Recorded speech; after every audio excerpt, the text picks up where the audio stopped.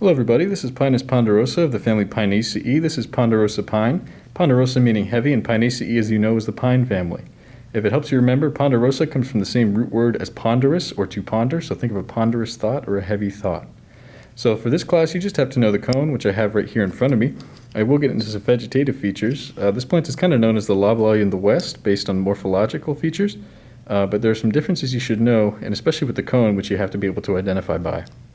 So you'll notice here it's kind of egg-shaped, or this ovoid cone, a little bit rounder than the loblolly, so not quite a Christmas tree shape, but it is about the same height, about 4 inches tall, maybe 5 to 6.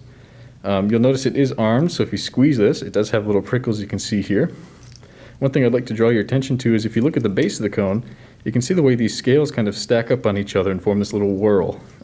So one thing about this plant is that it very typically has the basal scales, they bunch up, and sometimes they'll remain on the twig when the cone falls off. So you can see this little saucer almost here, or that divot.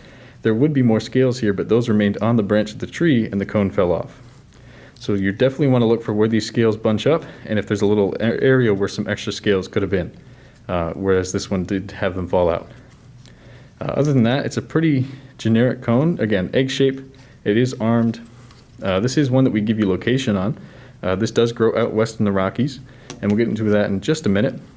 If you're thinking about vegetative features, it is pretty similar to loblolly. It does have that same kind of elongated cobbled bark with those vertical elongated plates.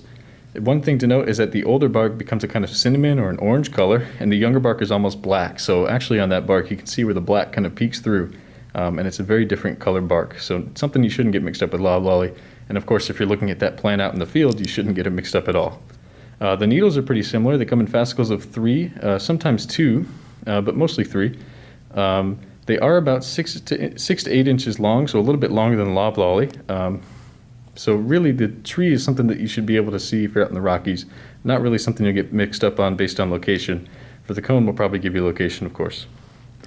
So this is the most widely distributed pine in the West. There are 4 subspecies across the range.